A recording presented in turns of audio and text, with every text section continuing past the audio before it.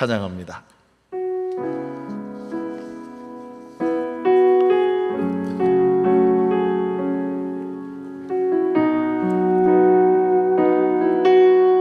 예수 가장 귀한 그 이름, 예수 가장 귀한 그 이름, 예수 언제나 기도 들으사, 오 예수 나의 손 잡아주시는 가장 귀한 그, 한 번 더 찬양할까요? 예수 가장 귀한 그 이름, 예수 가장 귀한 그 이름, 예수 언제나 기도 들으사, 오 예수 나의 손 잡아주시는 가장 귀한 그 이름. 예수 찬양하기 원하네, 예수 찬양하기 원하네, 예수 처음과 나중 되시는, 오 예수 날 위해 고통당하신 가장 귀한 그 이름.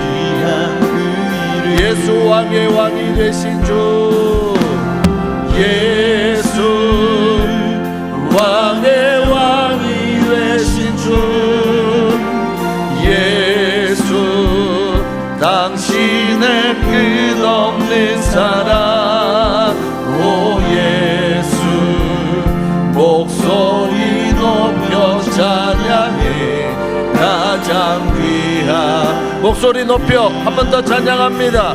예수 왕의 왕이 되신 주, 예수 왕의 왕이 되신 주, 예수 당신의 끝없는 사랑, 오 예수 목소리 높여 찬양해 가장 귀한 그. 기도합니다. 주님 오늘 밤 가장 귀한 이름 되신 예수 그리스도를 만나기 원합니다. 예수 이름을 통해 하나님 아버지를 만나기 원합니다. 성령 하나님 우리 가운데 말씀하시고 우리의 마음과 귀를 열어주시옵소서. 함께 주님 찾고 기도합니다. 주여 주여 주여.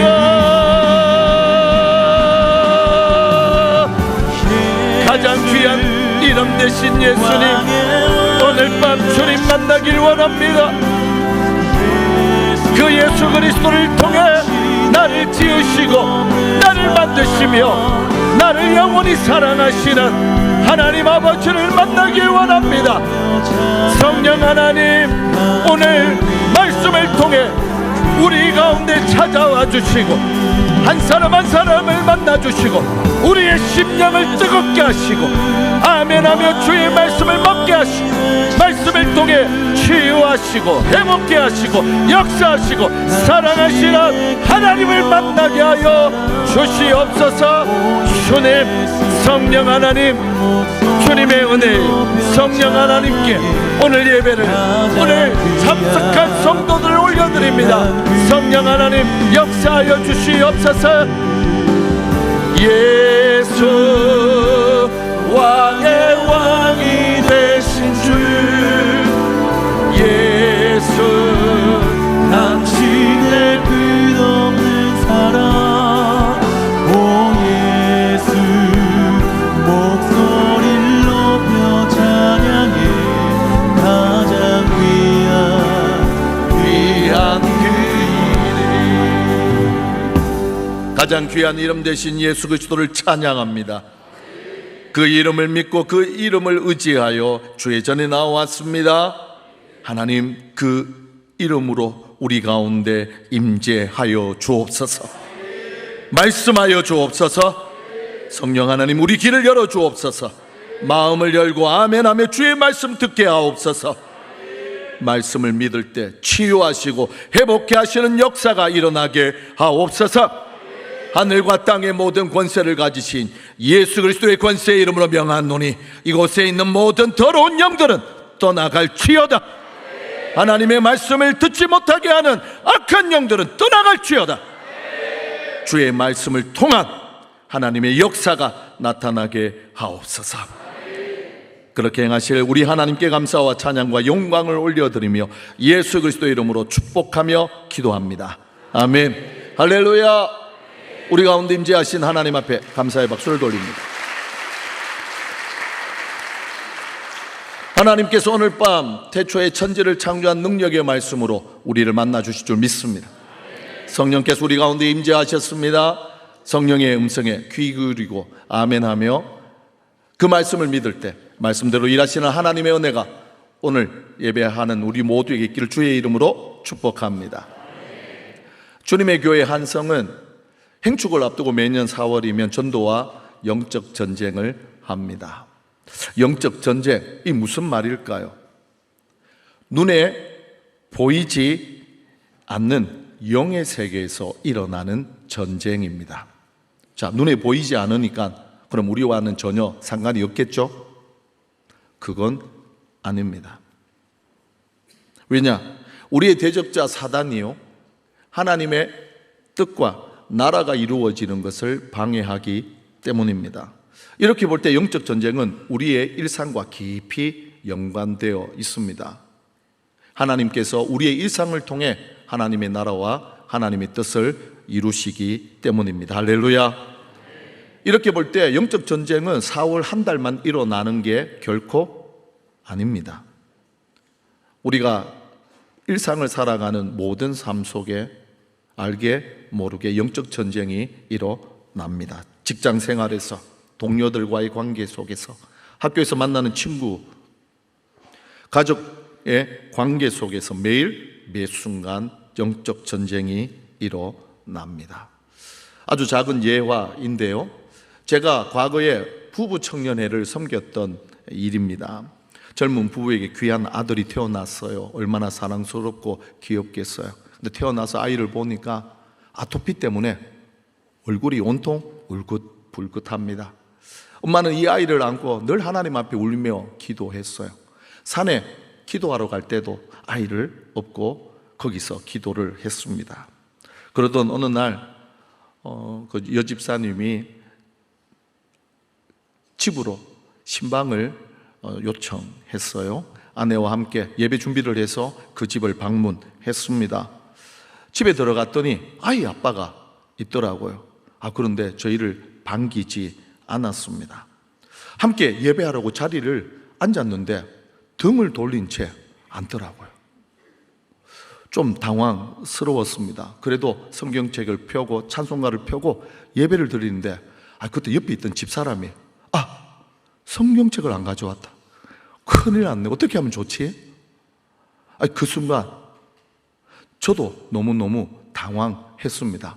근데요, 그 말을 듣고 아이 아빠가 픽 웃으면서 야, 이거 내가 너무너무 좋아하는 분위기야. 그러면서 등을 돌리고는 함께 예배를 드렸습니다. 생각을 해보세요.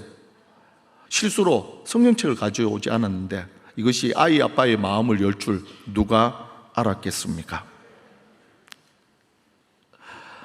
처음에는 이분이 성도가 아닌 줄 알았습니다. 성도가 아니니까 목사가 기도하고 예배한다고 하니까 싫어하는 줄 알았어요. 근데 성도더라고요. 그 후 몇 년이 지났습니다. 저희 부부랑 서울에서 다시 만났는데요, 아이 얼굴이 너무 깨끗하게 좋아졌습니다. 완치된 건 아니에요. 그래서 너무너무 궁금하잖아요. 그래서 물었죠. 어찌 된 영문이냐. 그때는 아이 엄마가 첫 번째는 하나님의 은혜입니다. 그리고는 웃으면서 아이 아빠가 신앙생활을 참 잘하고 있어요. 그래서 많이 좋아졌습니다. 이 말을 듣고 제가 아이 얼굴이 아빠의 신앙 성적표네. 지금 생각해도 제가 대견한 것 같아요. 제가 왜 말 주변이 없잖아요. 근데 그 말을 듣고 이런 놀라운 말이 생각이 난 겁니다. 저는 성령의 음성이라고 들었고 또 모두 다 그렇게 생각을 했습니다. 그 후에도 한 번씩 만날 때마다 꼭 물어봐요. 야, 도피는 어떠냐고. 그러면 그 엄마 집사님이 웃으면서, 목사님, 우리 남편 신앙 성적표 묻는 거죠. 그렇게 이야기하고 웃습니다. 이 이야기는 물론 일반화할 수 없는 지극히 개인적인 이야기입니다. 요지는 우리의 삶은 이 땅에서의 삶만이 아니라 영적 세계의 영향을 받는다, 이걸 말하고 싶어요. 반드시 기억하십시오. 영적 전쟁은 진공 상태에서 아무런 조건 없이 맥락 없이 시작하지 않습니다. 영적 전쟁이 일어나는 곳에는 구체적인 이유와 목적이 있습니다. 오늘 우리가 함께 읽은 본문은 그 영적 전쟁의 배경과 더 나아가서 목적이 나옵니다. 그리고 이 영적 전쟁에서 승리하는 비결이 나옵니다. 전도와 영적 전쟁 집회 가운데 오늘 이 말씀을 마음에 새기고 이 말씀을 믿어서 가정과 직장과 사업자, 학교에서 이 영적 전쟁에 승리하는 하나님의 사람이 되시기를 예수 그리스도 이름으로 축복합니다. 자, 요한계시록 11장 19절 말씀을 보겠습니다. 함께 읽을까요? 이에 하늘에 있는 하나님의 성전이 열리니 성전 안에 하나님의 언약궤가 보이며. 요한계시록은 요한이 환상을 보고 기록한 하나님의 말씀이에요. 환상이 나오니까 이 환상은 상징하는 바가 있어요. 요한이 자기가 본 환상을 편지로 써서 7 소아시아 교회에 편지를 보냈어요. 이 편지를 읽는 당시 성도들은 이것이 무엇을 상징하는지 다 알았습니다. 성령이 감동을 주셨고 성령께서 깨닫게 하셨기 때문입니다. 하지만 오늘날 우리 많은 성도들이 요한계시록의 이 환상과 상징 때문에 어려워합니다. 그러나 너무 어려워하지 마십시오. 오늘 밤 성령께서 우리 가운데 임재하셔서 밝히 이 말씀을 보여주실 줄 믿습니다.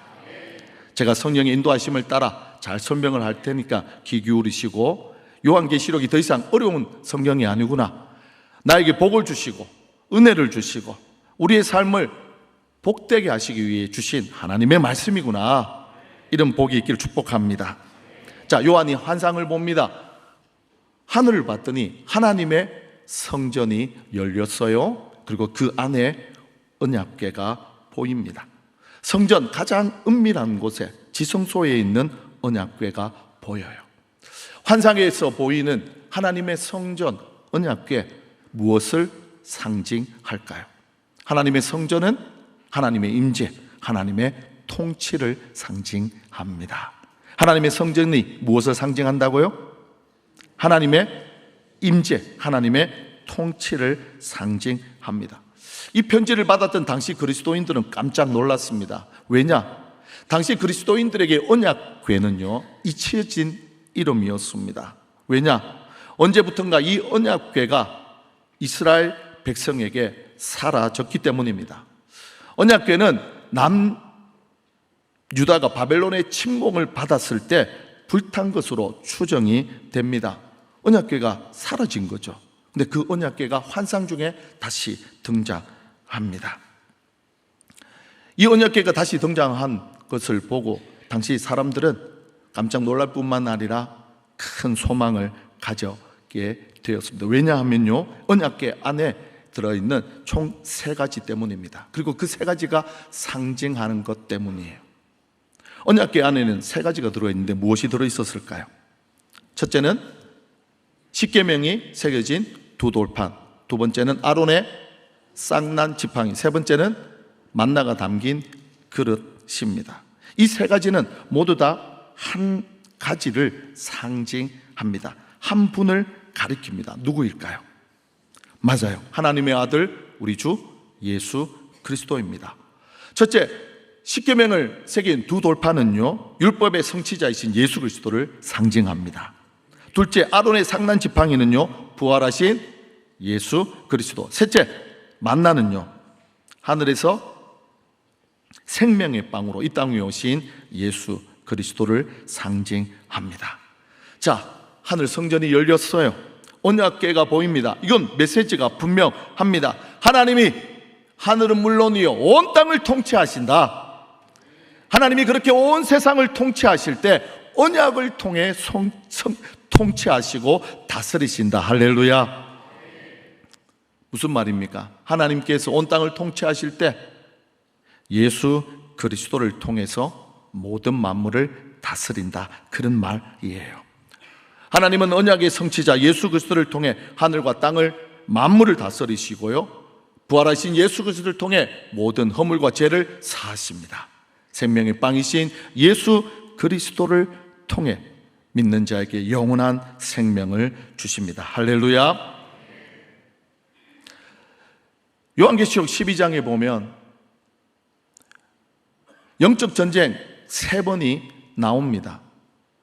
영적 전쟁 3번이 있기 전 요한은 의도를 갖고 요한계시록 11장 19절에서 하늘 성전을 보여주며 또한 그 안에 있는 언약궤를 보여줍니다. 이유가 무엇일까요? 이유는 분명합니다.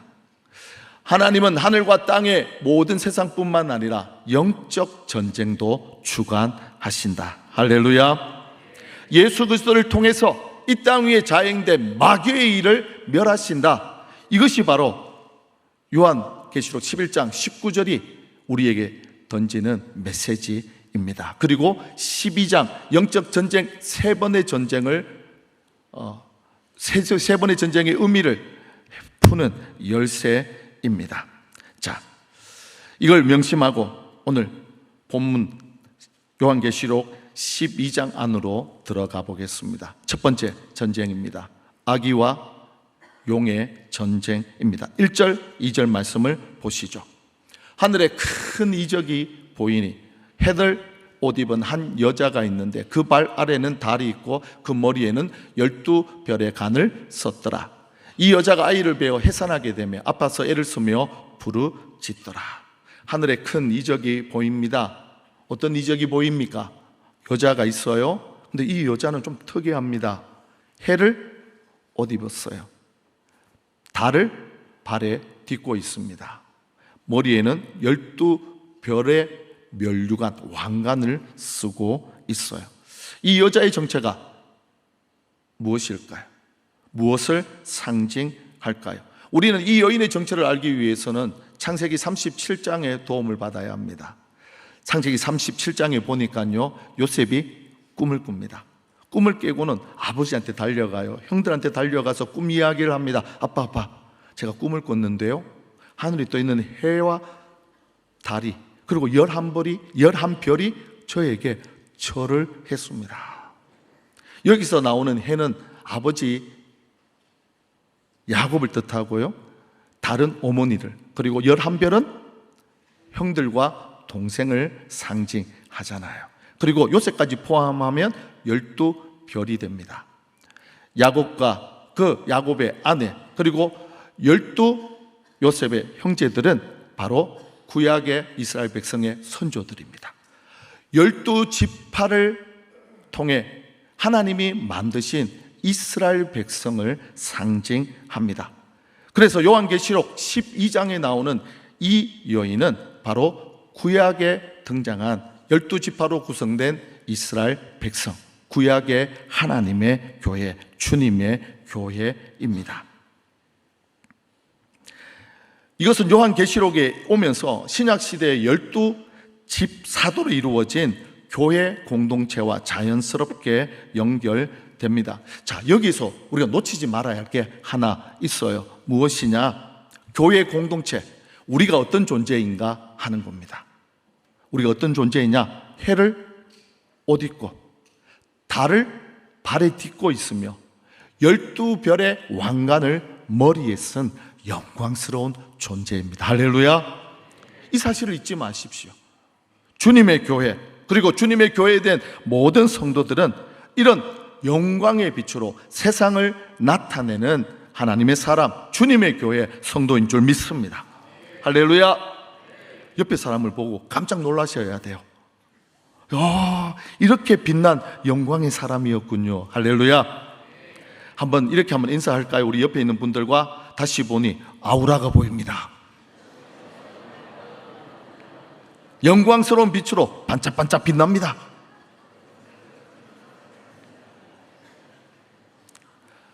주님의 교회 한성은 물론이요, 우리 모두가 바로 이런 영광스러운 존재인 줄 믿습니다. 자, 이 교회를 상징하는 여인이 아이를 가졌습니다. 해산할 때가 되었어요. 그때 하늘에서 또 다른 표적, 이적이 보입니다. 자, 3절과 4절 말씀인데요, 함께 읽을게요. 하늘에 있는 또 다른 이적이 보이니 보라, 한 큰 붉은 용이 있어 머리가 7이요 뿔이 10이라. 그 여러 머리에 7 왕관이 있는데 그 꼬리가 하늘의 별 3분의 1을 끌어다가 땅에 던지더라. 용이 해산하려는 여자 앞에서 그가 해산하면 그 아이를 삼키고자 하더니. 자, 또 다른 이적에 누가 등장하나요? 용이 나옵니다.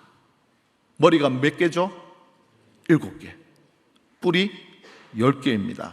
그리고 7 얼굴에 머리마다 왕관을 하나씩 쓴 괴상망측한 용입니다. 이 붉은 용이 앞서 소개한 여자 앞에 서 있습니다. 이유가 뭘까요? 아이가 태어나면 그 아이를 집어 삼키려고요. 그러면 이 용, 붉은 용의 정체가 무엇일까요? 우리가 함께 읽었던 9절에 붉은 용의 정체가 나옵니다. 9절에 의하면 옛뱀이에요. 곧 사탄, 마귀입니다. 온 천하를 꿰는 자예요. 속이는 자입니다. 이렇게 용으로 분한 마귀가 노리는 게 무엇입니까? 여자가 곧 낳을 아기입니다. 구약의 교회 공동체를 가리키는 이스라엘 아닙니까? 그 이스라엘이 낳을 아이가 과연 누구일까요? 이 아이의 정체가 5절에 나옵니다. 함께 큰 목소리로 읽습니다. 여자가 아들을 낳으니 철장으로 만국을 다스릴 남자라. 그 아이를 하나님 앞과 그 보좌 앞으로 올려가더라. 할렐루야.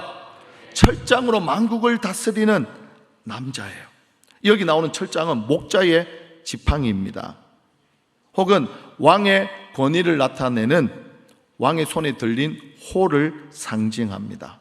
이렇게 볼 때 우리의 목자와 왕의 왕으로 이 땅에 오신 예수 그리스도가 바로 이 아기입니다. 이 아기는 예수 그리스도를 상징합니다. 할렐루야. 사단의 거짓과 속임, 죄의 문제를 해결하기 위해 이 땅 위에 오신 분, 바로 우리 주 예수 그리스도입니다. 용으로 분한 사단이요, 이 예수 그리스도의 이 땅에 오심을 그냥 두고 보고 있겠습니까? 수단과 방법을 가리지 않고 제거하려고 혈안이 되었습니다. 태어나는 즉시 죽여버려 아예 싹을 잘라야 했죠. 자, 아이가 태어났습니다. 용이 이 아이를 삼켰습니까? 아니에요. 하반절에 보면 아이가 태어나자마자 곧장 하나님 앞과 보좌 앞으로 올라갑니다. 문자 그대로 읽으면 아이가 태어났고 그 직후 하나님 앞으로 낚아채졌어요. 이것만 보면 마치 찰나에 일어난 것처럼 보입니다. 하지만 아닙니다. 찰나가 아니라 연속적으로 일어났어요. 아이가 태어났다. 하지만 용이 삼키지 못했다. 그 후 다시 공격하니까 아이가 하늘로 올라갔다. 크게 2개의 사건이 있었습니다. 여기서 중요한 포인트가 있어요. 핵심이 있습니다. 뭐냐? 용이 2번 다 아이를 공격했지만 아이를 멸하지 못했어요. 이 영적 전쟁이 흥미로운 건요, 이 환상 그대로 이 땅 위에서 일어났습니다. 용은요, 아기의 탄생을 막지 못했어요. 마태복음 2장에 보니까요, 예수님이 유대 땅에 태어납니다. 이렇게 태어난 아이가 유대인의 왕이래요. 당시 헤롯 왕이 이 말을 듣고 크게 분노했습니다. 명령합니다. 2살 이하로 태어난 아이들은 다 죽여라. 이때 천사가요, 요셉의 꿈에 나타나 지시합니다. 아이와 아이 엄마를 데리고 애굽으로 내려가라. 헤롯이 아이를 찾아 죽이려고 한다. 아이의 탄생을 막지 못했습니다. 이후에 아이는 자랐습니다. 예수 그리스도께서 30세가 되었을 때 공생애를 시작합니다. 온 땅을 다니며 온 동네를 다니며 하나님의 나라를 선포합니다. 하나님의 나라가 임했으니까 하나님의 통치가 이루어졌잖아요. 사탄은 이 모습을 보고 분노합니다. 예수님을 죽이려고 당시 가장 잔인한 사형틀 십자가를 이용합니다. 예수님의 제자였던 가룟 유다를 유혹해서 마침내 예수님을 십자가에 못 박았습니다. 그 순간 제자들은 뿔뿔이 다 흩어졌습니다. 그 순간 마귀는 생각했죠. 드디어 예수를 죽였다. 내가 승리했다. 하지만요, 그 승리는 3일 천하로 끝났습니다. 우리 주 예수 그리스도께서 죽은 지 사흘째 되는 날 그 죽음을 이기고 부활하신 줄 믿습니다. 살아나신 예수 그리스도께서 흩어진 예수를 다 모았어요. 40일 동안 함께 계시면서 하나님 나라의 일을 가르쳤습니다. 그리고 그 12사도를 통해 주님의 교회를 이 땅 위에 세우셨습니다. 그리고 그들이 보는 앞에서 구름 타고 하늘로 올라갔습니다. 하나님 앞과 보좌 앞으로 올라갔습니다. 사단이 가장 막고 싶었던 일, 가장 우려했던 일이 하나님의 말씀대로, 언약대로 성취되었습니다. 악의와의 전쟁, 용의 철저한 패배로 끝났습니다. 자, 그러면 용이 자기 패배를 인정하고 항복하고 전쟁을 멈춰야 하잖아요. 패배를 인정하기는커녕 오히려 더 분노합니다. 그리고는요, 공격의 대상, 전쟁의 대상을 바꿉니다. 바로 이것이 두 번째 전쟁입니다. 7절로부터 9절에 나오는 미가엘과 용의 전투입니다. 7절에 보니까 하늘에서 두 번째 전쟁이 발생합니다. 용은 아이의 탄생도 그리고 아이의 승천도 막지 못했습니다. 이미 하늘 보좌에 올라간 아이를 더 이상 공격할 수 없게 된 거죠. 그러자 하늘 보좌에 계신 하나님이 아니라 하나님의 수종을 하나님의 명을 받아서 이 땅 위에서 하나님의 일을 행하는 천사들을 공격합니다. 하나님이 일하시는 통로를 없애겠다, 그런 계획이었죠. 그들이 누구냐? 7절 이하에 나오는 미가엘과 그의 천사들입니다. 미가엘은 어떤 천사장이었을까요? 한마디로 수호 천사. 그 수호 천사들의 우두머리가 바로 미가엘 천사장입니다. 하나님이 자기 백성을 지키기 위해 천사들을 붙였어요. 하나님의 심부름도 하고 우리에게 일어난 사정을 하나님께 아뢰기도 하는 천사들입니다. 그 천사들의 대장이 미가엘이에요. 구약 성경 다니엘서 10장에 보니까요, 아주 흥미로운 사건이 나옵니다. 미가엘과 연관된 이야기예요. 당시 남유다는 바벨론 포로로 살았습니다. 자, 70년이 되었을 때 페르시아 왕 고레스가요, 바벨론을 무너뜨립니다. 멸망시켜요. 그리고 칙령을 발표합니다. 유다 땅 예루살렘에 있는 하나님의 성전을 건축하라. 여호와 하나님의 백성된 자는 다 그곳으로 올라가라. 하나님의 언약이 이루어진 순간이었어요. 70년이 지나면 포로기를 끝내겠다 약속하셨거든요. 정말 그 약속대로 이루어졌어요. 이제 고국으로 돌아갈 수 있습니다. 가서 하나님의 성전을 짓고 하나님의 백성으로 다시 살 수 있었습니다. 하지만요, 생각보다 현실은 혹독했습니다. 너무 복잡했고 일이 풀리지 않았어요. 다니엘이 이 모든 것을 지켜보고 하나님 앞에 기도합니다. 좋은 음식을 끊고요, 고기와 포도주를 멀리합니다. 몸을 단장한 후에 오직 기도에 몰입합니다. 하나님이 약속대로 분명히 이루어졌는데 현실은 왜 이렇게 힘듭니까? 저 무너진 성전은 언제 완성이 될까요? 하나님의 시간 어디쯤 왔을까요? 기도하고 기도하는데 응답이 없습니다. 그러다가 21일이 지났습니다. 다니엘이 환상 속에서 천사의 소리를 듣습니다.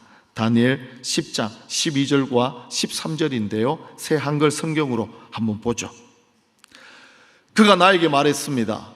두려워하지 마세요. 다니엘, 그대가 마음 먹었지요. 그대 하나님 앞에서 말씀을 깨닫고 스스로 낮추기로 그 첫날부터 하나님이 그대의 말을 들으셨어요. 그래서 바로 내가 그대의 말 때문에 온 것이요. 페르시아 왕국의 수호 천사가 21일 동안 내 앞을 막았었어. 그런데 미카엘, 곧 첫째가는 수호 천사들 가운데 하나가 나를 도우려고 온 것이 아닙니까? 바로 내가 거기서 페르시아의 임금들 곁에 남아 있을 때였소. 바로 내가 거기 이 무슨 말이냐? 조금 각색을 하면요, 이런 뜻입니다. 다니엘아, 하나님께서 너의 기도를 첫날부터 들었단다. 그리고 나를 불러 너에게 보내줬지. 내가 너에게로 오는 동안 페르시아의 수호 천사가 나를 가로막고 있어서 오지 못하고 있었지. 그때 미가엘이 와서 나를 도와줬고 지금에야 너에게 왔단다. 이처럼 미가엘과 그의 천사들은요, 하나님의 뜻을 이 땅 위에 수행하는 하나님의 종들입니다. 또한 이 땅 위에 있는 하나님의 백성을 지키고 보호하는 수호 천사입니다. 용이요, 하늘에 있는 미가엘과 그의 천사들을 공격합니다. 치열하게 전쟁이 벌어졌어요. 누가 승리했나요? 미가엘이 승리합니다. 그 순간 용은 하늘에서 땅으로 내팽겨칩니다. 내동댕이 쳐졌어요. 자, 10절 말씀을 한번 보시죠. 내가 또 들으니 하늘에서 큰 음성이 있어 이르되 이제 우리 하나님의 구원과 능력과 나라와 또 그의 그리스도의 권세가 나타났으니 우리 형제들을 참소하던 자, 함께 읽을까요? 곧 우리 하나님 앞에서 밤낮 참소하는 자가 어떻게 됐다고요? 여기 쫓겨났다, 이 말이요, 내동댕이 쳐졌다. 그냥 멱살 잡고 쫓겨난 게 아니라 한판 업어치기 해서 하늘에서 땅으로 뚝 떨어졌습니다. 마귀는 더 이상 하늘에 적을 둘 수 없습니다. 자기가 살던 곳에서 이 땅으로 추방되었습니다.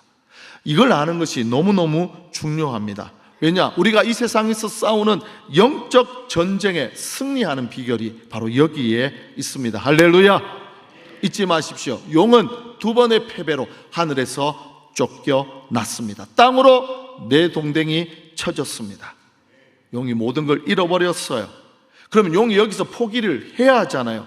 땅에 떨어졌으니까. 하지만 이제 다른 곳으로 눈을 돌립니다. 이렇게 보면 용은요, 사단은요, 참 집요합니다. 포기를 몰라요.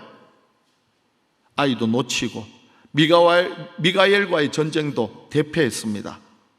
하지만 누가 남았나요? 바로 아이를 낳은 여자입니다. 제가 좀 전에 소개했잖아요. 아이를 낳기 전에 여자는 구약 이스라엘 백성을 상징합니다. 하지만 아이를 낳은 후 여자는 자연스럽게 신약의 교회 공동체를 상징합니다. 자, 마귀가요, 이 여자를 공격합니다. 그랬더니 여자가 도망을 쳐요. 용이 계속 추격합니다. 이걸 한번 머릿속에 그려보세요. 이때 하나님께서 여자에게 날개를 달아줍니다. 그렇게 날개를 단 여자는 더 빨리 용을 피해 날아갑니다. 어디로 가느냐? 광야입니다. 광야는 어떤 곳이냐? 하나님께서 정해진 기간 동안 아이를 낳은 여자를 보호하려고 준비한 곳입니다. 이렇게 생각할 수 있어요. 왜? 경찰이 증인을 보호하려고 안전 가옥, 세이프 하우스에 보호하잖아요. 광야는 바로 그런 곳이에요. 그곳에 도착했는데 용이 그곳에서도 여자를 공격합니다. 용이 입을 벌려 강물을 토해내요. 여자를 수상시키려고요.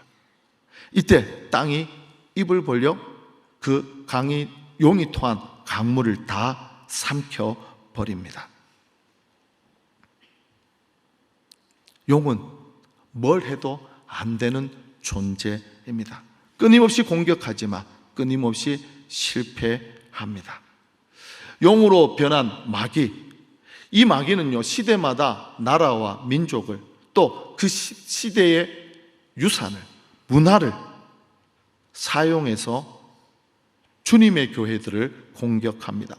다니엘 시대에는 바벨론이었다면 요한 당시에는 로마 제국이었어요. 이와 관련해서 이야기를 하나 하면 우리 성도들의 귀에 마음에 또 이해를 도울 수 있을 것 같아요. 제가 정말 귀히 여기는 선교사님인데요, 이분은 오랫동안 한 국가에서 선교를 했습니다. 이 국가는 기독교를 탄압했습니다.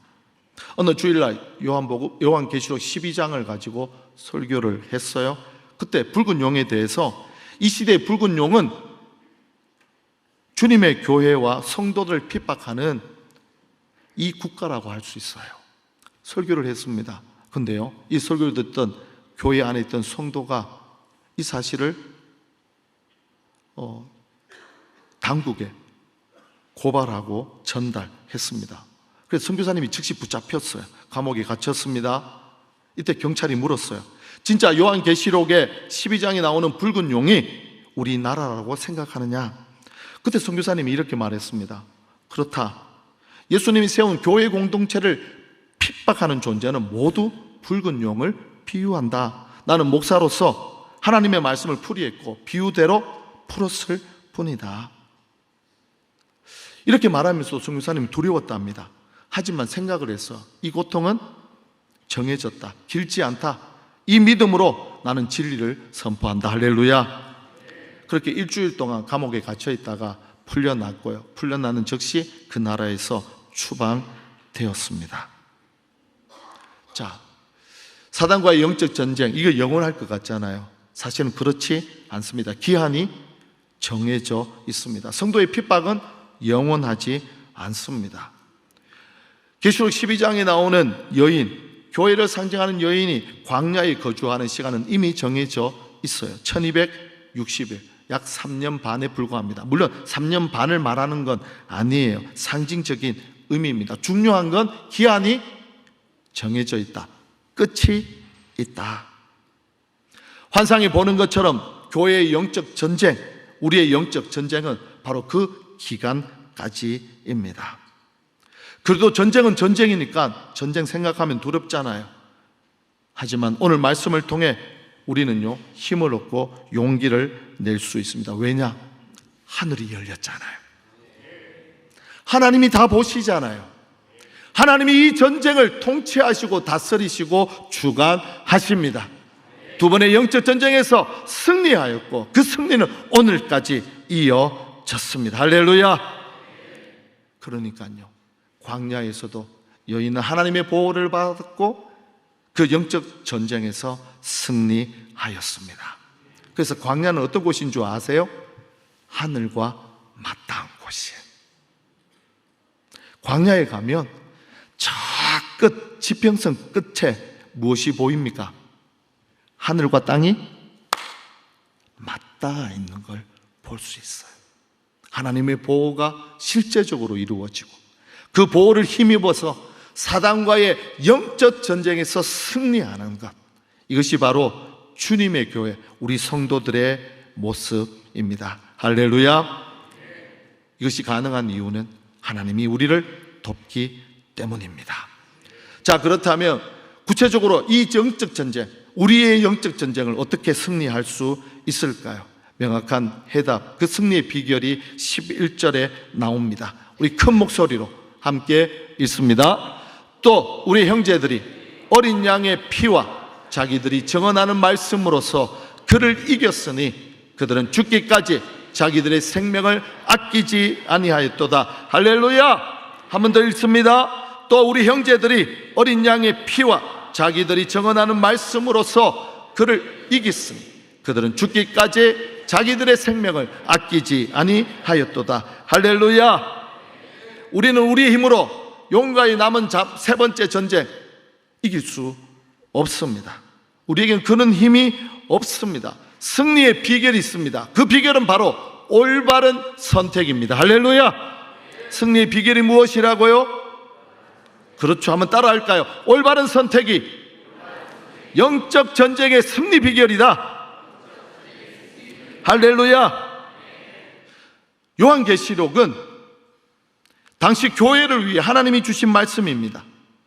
요한 당시 로마는 교회의 로마 황제 숭배를 강요했습니다. 황제를 숭배해라. 그러면 너희들에게 안녕과 안정을 보장한다. 그리고 복지를 준다. 그렇지 않고 예수 그리스도를 예배하면 너희들에게는 죽음뿐이다. 당시 성도들은 이 갈림길에서 선택해야 했습니다.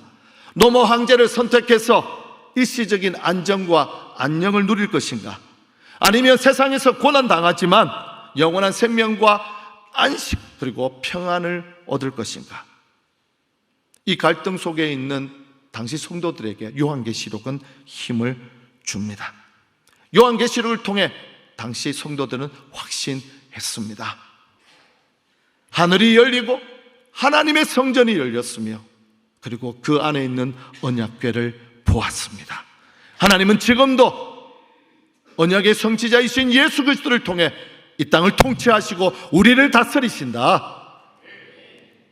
부활하신 예수 그리스도, 영원한 생명의 빵이신 예수 그리스도를 통해 우리는 오직 영원한 생명을 얻는다. 우리가 살 길은 예수 그리스도를 선택하는 것이다. 할렐루야. 그래서 로마가 강요한 황제 숭배를 거부합니다. 그들은 올바로 선택했고 이 선택으로 사단을 이겼습니다. 사단에게 승리했습니다. 할렐루야. 그렇게 승리한 한 사람을 소개합니다. 그 사람은 바로 폴리캅입니다. 당시 로마가요, 이 폴리캅을 회유합니다. 예수 그리스도를 배신하라. 그러면 너를 풀어주겠다. 그때 폴리캅이요, 유명한 말을 외칩니다. 제가 그대로 읽어드릴게요. 내가 85년 동안 주를 섬겼으나 주께서 내게 악을 행하신 적이 한 번도 없는데 내가 어찌 내 왕을 부인하겠는가? 내가 85년 동안 주를 섬겼으나 주께서 내게 악을 행하신 적이 한 번도 없는데 내가 어찌 내 왕을 부인하겠는가? 내가 85년 동안 주를 섬겼어. 주께서 내게 악을 행한 적이 한 번도 없는데 내가 어찌 내 왕을 부인하겠는가? 그는 예수 그리스도를 당당하게 선택했고 순교를 당했습니다. 이것이 승리입니다. 할렐루야.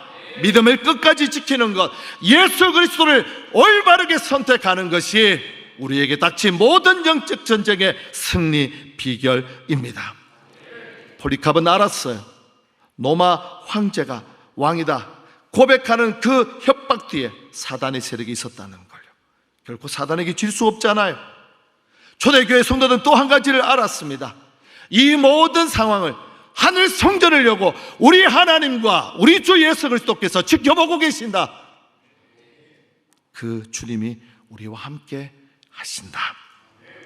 그들은 웃으면서 가난을 선택했습니다. 추방을 선택했고 순교했습니다. 이것이 승리입니다. 이제 우리 차례입니다. 우리 역시 올바르게 선택해야죠.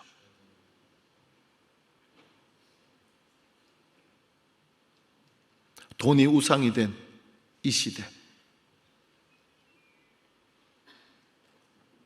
세상 명예를 추구하고 세상의 명예와 부를 위해 눈 한 번 감으면 돈을 벌고 한 번 속이고 거짓말하면 명예를 올릴 수 있는 이 시대 정신에 우리는 영원한 생명이시고 부활이시며 언약의 성취자이신 예수 그리스도를 선택하고 진리 쫓아 정직하게 살아가야 하지 않겠습니까?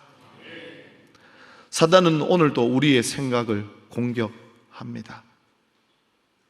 우리 마음에 있는 생각에서부터 거짓과 속임, 세상 풍조를 놓으려고 합니다. 그때마다 우리 기억하십시다. 하나님 아는 것을 대적하여 높아진 것을 다 무너뜨리고 모든 생각을 그리스도 예수께 복종시키십시다.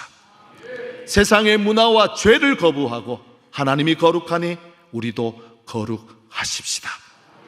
오직 말씀과 기도로 우리는 거룩하여집니다. 허탄한 신앙과 망령된 신화를 버리고 경건에 이르도록 우리 자신을 말씀과 기도로 연단하십시다. 그리고 예수 그리스도를 선택할 때 우리 가정에서, 직장에서, 사업장에서 일어나는 전쟁, 영적 전쟁에서 우리는 승리할 수 있습니다. 더 나아가 행복한 사람들의 축제를 통해 복음을 전합니다. 전도합니다. 사단은 우리의 그 길을 막을 것입니다. 하지만 예수 그리스도를 선택하고 그 예수 그리스도 이름을 전할 때 하나님은 성령을 통해 그 복음 전하는 곳에 구원의 역사, 생명의 역사가 일어나게 하십니다. 그 복된 역사가 이번 행복한 사람들의 축제를 통해 또 우리 성도들의 삶 가운데 일어나기를 주 예수 그리스도 이름으로 축원합니다. 말씀을 생각하면서요, 우리 찬양하고 기도할게요.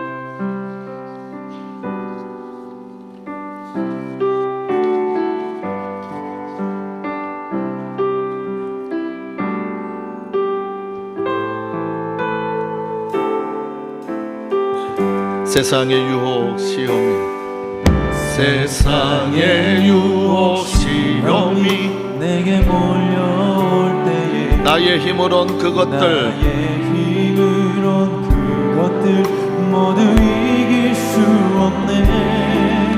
거대한 폭풍 가운데 위축된 나의 영혼, 어찌할 바를 몰라. 2절입니다.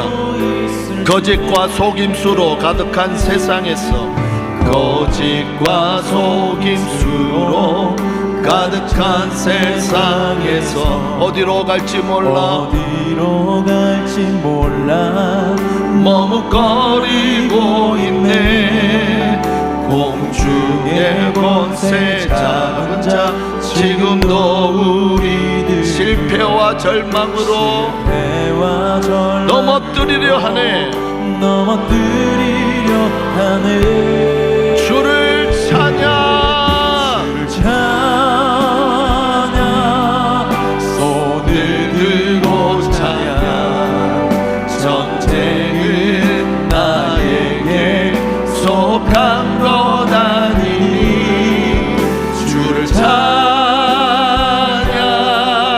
손을 들고 찬양. 전쟁은 하나님께 속한 것. 주를 찬양, 손을 들고 주를 찬양, 손을 들고 찬양. 전쟁은 나에게 속한 것 아니니. 주를 찬양, 손을 들고 찬양. 전쟁은 하나님께 속한 것이니. 주위를 둘러보며, 주위를 둘러보며 아무도 없는 믿음의 눈을 들며 믿음의 눈을 보이는 들며 분 계시네.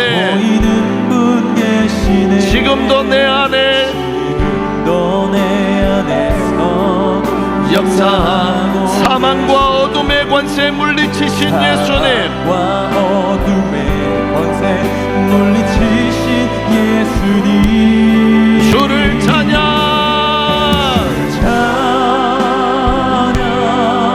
손을 들고 찬양.